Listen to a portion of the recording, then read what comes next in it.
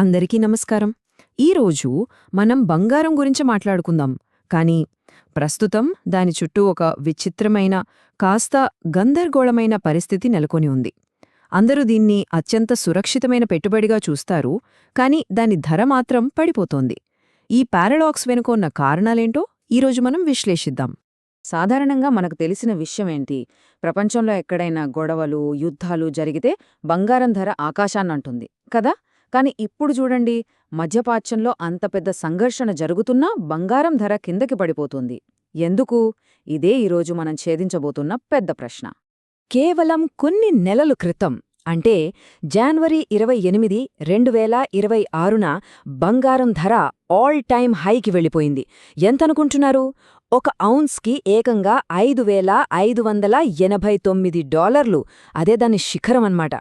కానీ ఇప్పుడు చూడండి, మార్చి 19 వచ్చేసరికి అదే బంగారం ధర $4,551కు పడిపోయింది. అంటే ఎంత తక్కువ సమయంలో ఎంత పెద్ద పతనం చూశారా కదా? దీన్ని శాతంలో చెప్పాలంటే -18.5%. ఆలోచించండి, 2 నెలలు కూడా తిరగకుండానే ఇంత పెద్ద నష్టం. ఇది చిన్న విషయం కాదు. అసలు ఏం జరుగుతుంది? పదండి కొంచెం లోతుగా చూద్దాం. సరే, ముందుగా ఈ పతనానికి అసలు కారణాలేంటో చూద్దాం. ముఖ్యంగా 3 శక్తులు బంగారం ధరను కిందకి లాగేస్తున్నాయి. అవేంటో ఇప్పుడు తెలుసుకుందాం. ఇక్కడే అసలు ట్విస్టుంది. మామూలుగా అయితే యుద్ధమంటే జనాలు భయపడి బంగారంలో పెట్టుబడి పెడతారు, దాంతో దాని ధర పెరుగుతుంది.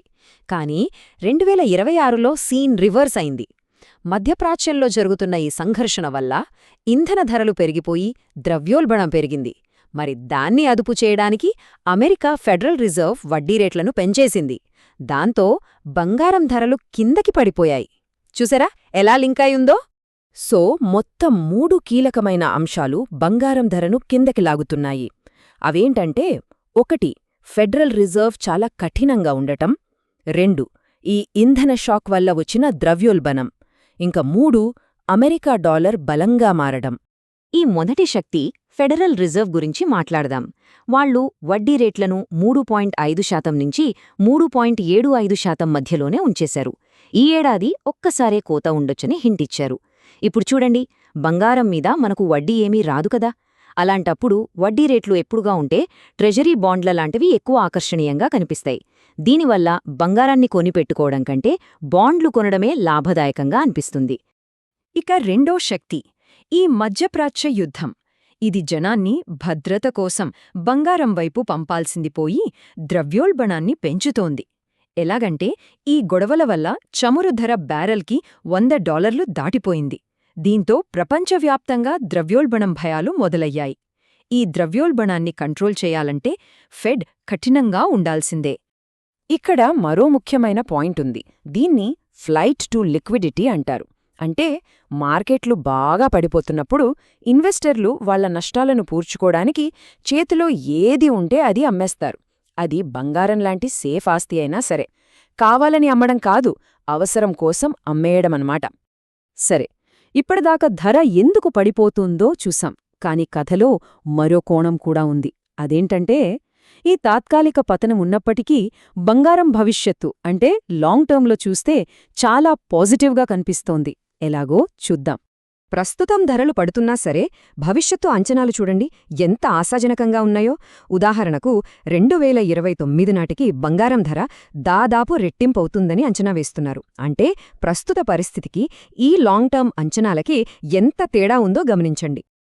పెద్ద పెద్ద బ్యాంకులు కూడా బంగారం విషయంలో చాలా నమ్మకంగా ఉన్నాయి. జేపీ మార్గన్, డాయిచ్ బ్యాంక్ లాంటి సంస్థలు 2026 చివరకల్లా బంగారం ధర ఒక ఔన్సుకి $6,000 దాటుతుందని అంచనా వేస్తున్నాయి. ఈ మధ్యలో ధర పడినా కూడా వాళ్లు తమ అంచనాల్ని మార్చుకోలేదు. మరి ఎందుకంత నమ్మకం? ఈ దీర్ఘకాలిక పాజిటివ్ అంచనాల వెనుక కొన్ని బలమైన కారణాలున్నాయి. ప్రపంచవ్యాప్తంగా సెంట్రల్ బ్యాంకులు ఇంకా బంగారం కొంటూనే ఉన్నాయి. చాలా దేశాలు డాలర్ మీద ఆధారపడటాన్ని తగ్గించుకోవాలని చూస్తున్నాయి.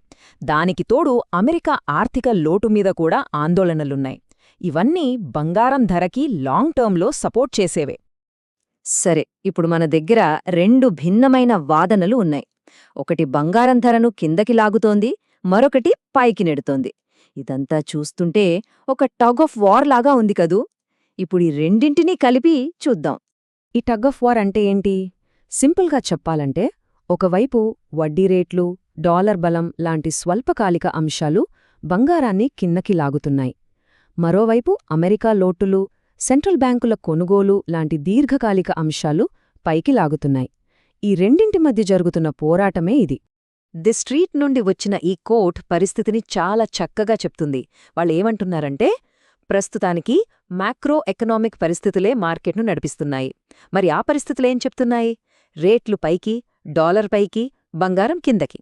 అంటే ప్రస్తుతం ఈ టగ్ ఆఫ్ వార్లో స్వల్పకాలిక శక్తులే గెలుస్తున్నాయన్నమాట. సరే, ఇప్పటి పరిస్థితి ఇది. మరి ముందు ముందు ఏంటి? భవిష్యత్తులో ఏం జరగబోతోంది? ఒక విషయం మాత్రం నిజం. మార్కెట్ ఎప్పుడూ ఒకేలా ఉండదు, అది మారుతూనే ఉంటుంది.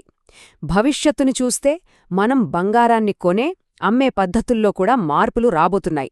World gold council digital gold tokens కోసం ఒక కొత్త ప్లాట్ఫామ్ను తయారు చేస్తుందని ఐబీజేఏ రిపోర్ట్ చెప్తోంది. సో, ఫైనల్గా మనం అర్థం చేసుకోవాల్సిందేంటంటే, బంగారం కథలో రెండు వైపులా ఉన్నాయి. దీర్ఘకాలంలో ఇది చాలా బలంగా కనిపిస్తోంది, కాని ప్రస్తుతానికి కొన్ని ఒత్తిళ్లలో ఉంది. అసలు ప్రశ్నేంటంటే, ఈ టగ్ ఆఫ్ వార్లో ఈ దీర్ఘకాలిక శక్తులు ఎప్పుడు గెలిచి పైకి వస్తాయి? దీనికి సమాధానం కాలమే చెప్పాలి.